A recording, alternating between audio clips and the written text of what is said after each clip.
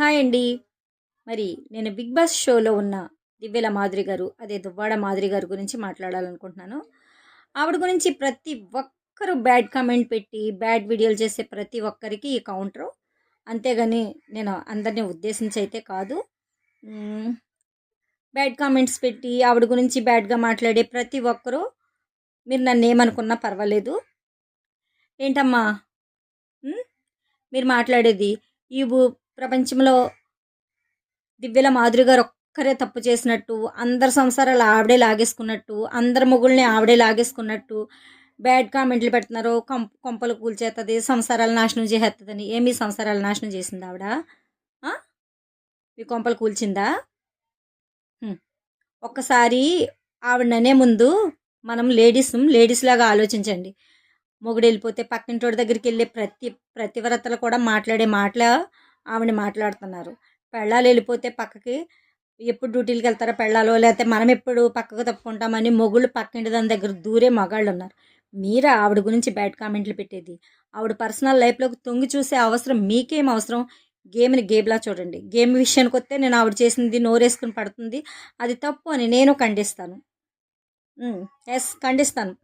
కానీ ఆవిడ ఏ ఉద్దేశంతో అలా నోరేసుకు పడుతుందో సాయంత్రం వరకు వెయిట్ చేస్తే నాగార్జున గారు చెప్తారు కదా సమాధానం.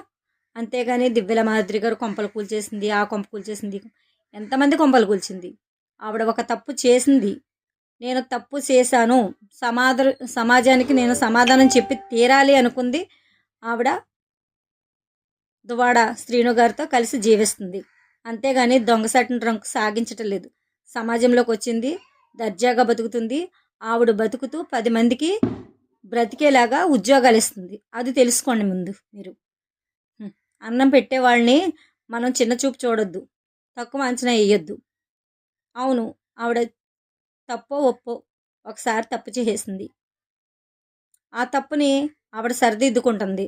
ఎందుకు? ఆయనతోనే ఉంటూ ఆయనతోనే లైఫ్ని లీడ్ చేస్తుంది తప్ప పక్కదారులు పట్టలేదు. ఆవిడ్ని ఎంతోమంది పెద్ద పెద్దోళ్ళు పిలుస్తున్నారు అని అంటే కనుక ఎందుకు పిలుస్తున్నారు? ఆవిడలో ఉన్న చెడ్డతనాన్నే చూడొద్దు, మంచితనం కూడా చూద్దాం మనం. మన ఊర్లో ఎంతమంది తప్పులు చేయట్లేదు?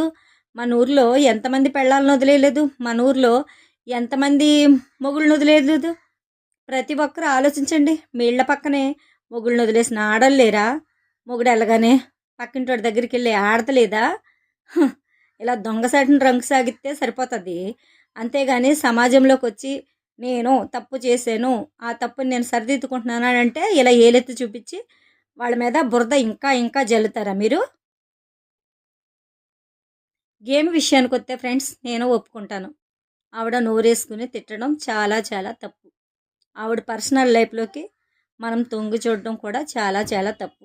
ఎందుకంటే మన ఇంట్లో మన పిల్లలు కాలేజీలకు వెళ్తున్నారు, బయటికి వెళ్తున్నారు, వాళ్ళు కరెక్ట్గా వస్తున్నారా లేదా అన్నది చూసుకుంటే ప్రతి సంసారము బాగుపడుతుంది. అంతేగాని పక్కోడింట్లో ఏం జరుగుతుంది, వాళ్ళ పిల్లలు ఎక్కడికి వెళ్ళింది, వీళ్ళ పిల్ల ఎక్కడికి వెళ్ళింది, వాళ్ళ పిల్లోడు ఎక్కడికి వెళ్ళాడు, వీళ్ళ పిల్లోడు ఎక్కడికి వెళ్ళారు, అవి కాదు. ముందు మన సంసారాన్ని చక్కదిద్దుకుందాం, మన పిల్లల్ని మనం చూసుకుందాం, ఏ రకంగా ఉన్నారో, మన పెంపకం ఏ రకంగా ఉన్నదని. అంతేగాని ఎదుటి వాళ్ళ గురించి మాట్లాడకండి. దువ్వాడ మాధురి గారి గురించి బ్యాడ్గా మాట్లాడకండి. ఎందుకంటే ఆవిడ తప్పే చేసింది, ఆ తప్పుని సరిదిద్దుకుని బ్రతుకుతుంది. ఓకే, ఇప్పుడు మనం చూడవలసింది ఏంటి? గేము. నచ్చిందనుకో ఓట్లేయండి, నచ్చలేదనుకో వదిలేసేయండి. అంతేనా ఫ్రెండ్స్? సారీ, నేను ఎవరినైనా హర్ట్ చేసినట్టు మాట్లాడుంటే. ఎందుకంటే మనం లేడీస్ ఇంకొక లేడీస్ని కించపరిచి మాట్లాడొద్దు. ప్లీజ్ ఫ్రెండ్, దయ ఉంచి అర్థం చేసుకోండి.